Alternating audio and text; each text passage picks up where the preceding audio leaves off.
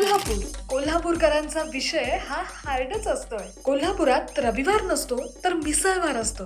मिसळ खाताना जाळ अन धूर संगटच यायला लागतोय. शेव चिवडा, मटकी बटाटा आणि पातळ भाजी ते बी तर्री सकट. हे आहे मिसळीचं परफेक्ट कॉम्बिनेशन.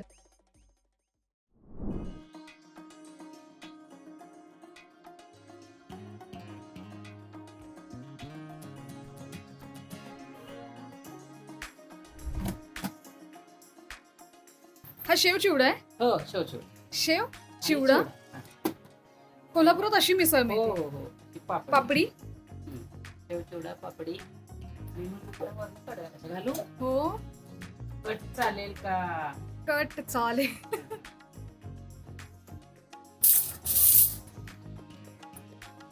रेडी. रेडी काकू तुम्ही घरून कट करून आणता की इथे करता? ओके, कसा करतात कट सांगते मी चला.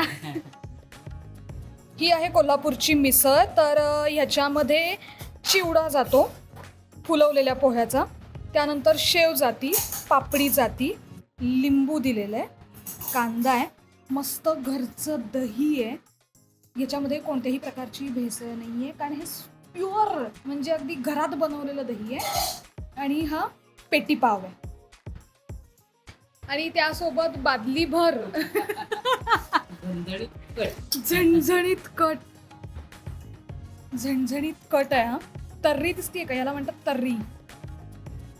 म्हणजे तुम्ही वेगवेगळ्या शहरात जाता तिथं वेगवेगळा कट मागायची पद्धत असती. आम्ही म्हणतो की आम्हाला पातळ भाजी द्या किंवा कट द्या. इतर ठिकाणी सॅम्पल मागितलं जातं. पण हा आहे झणझणीत कोल्हापुरी कट. वा, ही गायकवाड मिसळ आहे, पैलवानांची मिसळ आहे. पहिल्यांदाची मिसळ. काय म्हणजे तुमचा मुलगा काय करतो? ते बॉक्सिंग करायचा पहिलवान पण होते. त्याच्यानंतर त्यांनी गेम बदलला, बॉक्सिंग मध्ये गेली. त्यातनं त्यांचं काय असं वेगवेगळं. मग मिसळ काढावी असं कधी वाटलं? नाही, आम्ही आता मिसळ 1999 माझ्या मिस्टर आणि मी आम्ही जेव्हा मुलांच्या याच्यासाठी आलो कोल्हापूरला तेव्हा आम्ही मग मिसळचा गाळा मोठा होता म्हणताना आम्ही आपलं घरगुती चालू केलं. बरं. त्याच्यात आमचा एवढा छान असं जम बसला, आमचं फेमस पण झालं. मग पुढं मिसळच असं विषय हार्डच करून टाकला तुम्ही. मुलांनी पण साथ दिली, त्याच्यामुळे केला. आता एक आवड पण होती आम्हाला. आता मी आलेली आहे गायकवाड मिसळला, तर मी बऱ्याचदा ऐकलं ना, मी जेव्हा म्हणते की मला भवानी मंडपातली ती मिसळ खायची आहे विद्यापीठच्या बाजूची, तर म्हणते ती पैलवानांची मिसळ म्हणतात ना असं. पैलवानांची पण गायकवाड मिसळ पण पैलवानांची मिसळ म्हणून जास्त असे हे करतात लोक. कारण मुलांचं आमचं कसं नाव आहे ना, त्याच्यामुळे आमचं मिसळचं पण नाव आहे आणि मुलांचं पण नाव आहे. त्याच्यामुळे मग काही लोक पैलवान मिसळ म्हणतात, काही लोक गायकवाड मिसळ.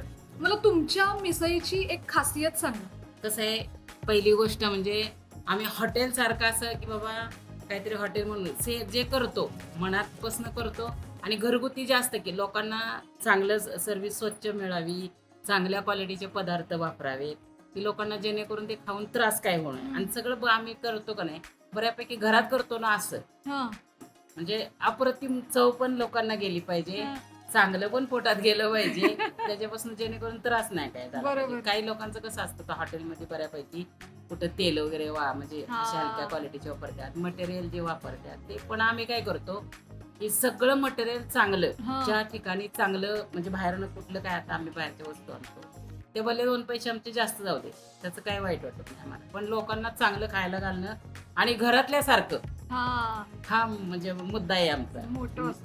पण काकू, हे जो तुम्ही जे दही दिलेलं आहे ना ते घरगुती आहे हे जाणवत आहे. घरगुती मी दूध तापून आम्ही दही असं घरगुतीच लावतो. आता कसं होतं, ह्या दिवसात जरा आंबट कमी होतं ना, पावसाळ्याचं वातावरण खराब असले की आंबटपणा जरा कमी होतो. मग मी आता हे सकाळी मला ताजं दही लावलेलं ते दिलंय. क्या बात आहे, म्हणजे दिसतंय असते दिसायला पण आणि त्याची टेस्ट पण वेगळी लागते ताज्या दह्याची. बाहेरनं आपण विकत आणलेलं दही कसं होतं पातळ, त्याचं घाटी वगैरे असतात ना, तसं नाही. आपलं प्रॉपर दूध तापून दही लावलं.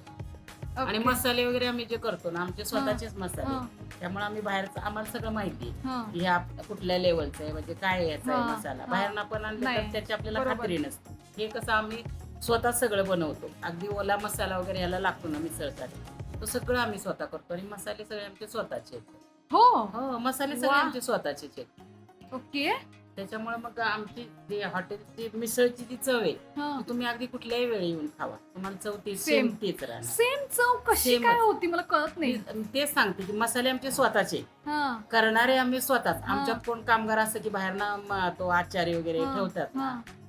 खूप. असं कोणी नाही. असं कोणी नाही. आम्ही घरातली सगळी माणसं स्वतः बनवतो आणि आम्हाला हा. ते ह्याची माप जी माहिती आहेत ना पातेल्यांची, बाबा एक 50 प्लेटचं मिसळचा कट केला, त्याच्यासाठी मीठ किती लागतं, मसाले कुठले लागतात, हम्म. ते सगळी माप अगदी परफेक्ट प्रमाण असतं. हम्म. त्याच्यामुळे आमच्या मिसळची टेस्ट कधीच बदलत नाही. हा म्हणजे मुद्दा हा खरा आहे. हा. जेव्हा आम्ही हॉटेल चालू केलं तेव्हापासून मी स्वतःच करते, हा. मुलांना पण शिकवलं. ओ. आणि जे मसाले जे आमचे आता बरं. म्हणजे कुणीही करू दे, हा. आमच्या मुलांनी करू दे, हा. मी करू दे, चवीत कधीच बदल होणार नाही. हे महत्वाचं. हा, चवीत कधीच. उलट मग आता काय होतं, मुलं जर करायला लागली ना हा. तर ते ऍडव्हान्स काहीतरी माझ्यापेक्षा आणि वेगळं काहीतरी वेगळं. चव असं हा. असं ते करायचा प्रयत्न करतात, पण Okay. चवीत आमच्या कधीच बदल होत. आणि खरी चव कशी असतात, तिखट आणि मीठ, बरोबर. त्या दोन गोष्टी जर परफेक्ट झाल्या तर तुमचं काहीच बिघडणार बिघडूच नाही. शकत नाही.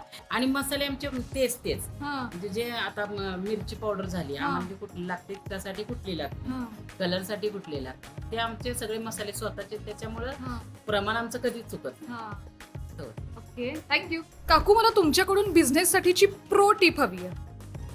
तेच सांगते मी तुम्हाला. आता म्हटलं ना की बिझनेस करायचा म्हणाल तर जिभेवर साखर, डोक्यावर बर्फ, आपलं तोंड गोड पाहिजे. आणि आपलं कुठलाही जो बिझनेस करेल त्याच्यात 4 महिने तरी आपण नफा तोटा बघायचा नाही. परफेक्ट द्यायचं, म्हणजे प्रामाणिकपणे लोकांना सेवा चांगली द्यायचं, करायचं. आपल्या मालाला क्वालिटी असली पाहिजे आणि मेन म्हणजे माणसाचं बोलणं चांगलं पाहिजे की लोकांनी परत यावं, अशा ह्यानं धंदा करायचा. मग त्यात फायद्या तोट्याचं लगेच बघायचं नाही. ते जर माणसाने 2 गोष्टी पाळल्या ना तर बिझनेस सक्सेसफुल होतो, एवढी मला गॅरंटी आहे.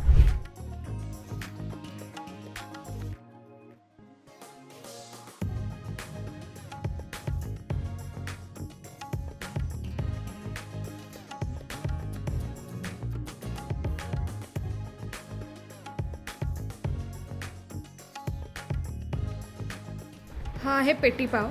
तर हा पाव मोडायचा असतो आणि असा बुडवून मिसळीमध्ये खरं तर खायची असती मिसळ, ना की चमच्यानं ब्रेडवरती घेऊन मिसळ खातात.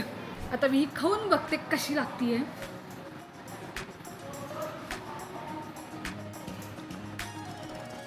तिखट परफेक्ट आहे, मीठ परफेक्ट आहे.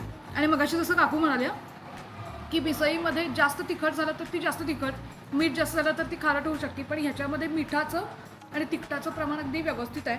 आणि मी आता ही मिसळ खाते तर मला असं वाटतं की ही मिसळ खाऊन तुम्ही बिनधास्त प्रवास करू शकता. म्हणजे ही अशी जळजळणारी मिसळ नाही आहे खरं तर. आणि त्याच्यासोबत जर तुम्हाला तिखट लागली तर त्याच्यासोबत ओव्हरकम करण्यासाठी हे आहेच दही.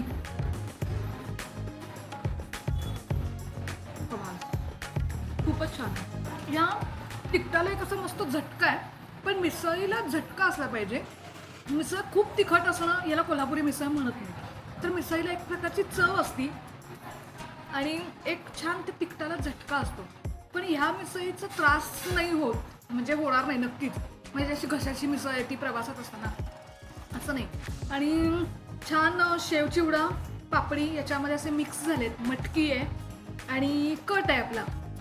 हा कट बघा, भलेही असा जीवघेणा कट वाटत असला तरी सुद्धा इतका तिखट हा कट नाही आहे. हा फक्त दिसायला तिखट आहे, पण ह्या तिखटाला एक चव आहे. त्यामुळं इतर ठिकाणी जी कोल्हापुरी मिसळ म्हणून झणझणीत आणि एकदम तिखट घशाशी येणारी मिसळ विकली जाते, तर अशी घशाशी येणारी एकदम खूप जास्त तिखट ज्याचा त्रास होईल अशी मिसळ कोल्हापुरात मिळत नाही. तर कोल्हापुरातल्या मिसळीला एक वेगळी चव असते, एक वेगळा झटका असतो आणि तो कोल्हापुरातच तुम्हाला मिळतो. त्यामुळे मिसळ खायची असेल तर पुण्या मुंबईला जाऊन कोल्हापुरी मिसळ शोधण्यात काही अर्थ नाही आहे.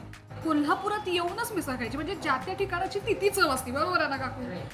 हे जे दही आहे, घरगुती दही आहे, गोड आहे. म्हणजे वातावरण बदललं तरी मी पहिल्यांदाच खातीये तुमची मिसळ, पण मला नाही वाटत आहे की ही मिसळ अशी घशाशी येईल किंवा प्रवासात त्याचा त्रास होईल, अजिबात नाही आहे. त्यामुळं मी जसं म्हणाले तसं पाव मोडायचा असतो, तो मिसळी तसा छान बुडवायचा आणि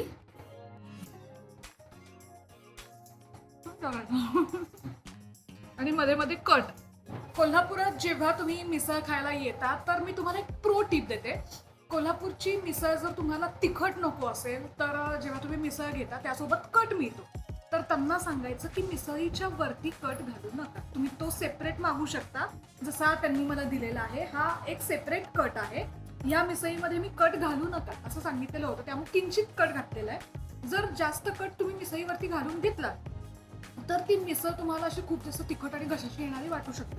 त्यामुळे तुम्हाला जर खूप जास्त लेवलचं तिखट खायचं असेल तर कट वेगळा मागून घ्या. तुम्हाला मिसळीवरती कट नको असेल तर सरळ सांगा की नॉर्मल पातळ भाजी वाढा, कट नको. कारण कटामुळे ती मिसळीला एक वेगळ्या प्रकारचा झटका येतो जो तुम्हाला झेपणार नाही. कोल्हापूरकर नसाल तर ही प्रोटीन लक्षात ठेवा माझी.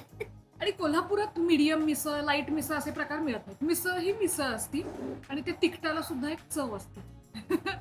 चला, तर आज मी खरं तर असं काहीच प्लॅनिंग केलेलं नव्हतं की यावं मिसळ एक्सप्लोअर करावी. मला बऱ्याच कोल्हापुरातल्या जणांनी सांगितलं की गायकवाड मिसळ आहे, मी त्याला पैलवानांची मिसळ म्हणून पण ओळखतात, बरेच जण म्हणतात. तर मी आज ही गायकवाड मिसळ खायला आली आहे, जी आहे महालक्ष्मीचं दर्शन घेऊन जेव्हा तुम्ही बाहेर पडता, म्हणजे विद्यापीठ आहे दक्षिण दरवाजा, दक्षिण दरवाजाच्या बाजूला जो रस्ता सरळ बिनखांबीकडे जातो, तर त्या रस्त्यावरती जिथं पार्किंग व्हायचं ना पूर्वी, आताही आहे पार्किंग चालू. महालक्ष्मी टॉवर्स, दादू चौगुले बिल्डिंगमध्ये, हा. गाळा नंबर 2. दादू चौगुले बिल्डिंग मध्ये गाळा नंबर 2. आता बाहेर पार्किंग नसेल गाड्यांचं, पण भवानी मंडपात ज्या ठिकाणी गाड्याचं पार्किंग व्हायचं दक्षिण दरवाजाच्या बाजूला, तर तिथं गायकवाड मिसळ आहे. आता बघूया पुढचा स्पॉट कुठला असेल कोल्हापुरातला. चला, पण तोपर्यंत ऑडिओ सबस्क्राईब करा.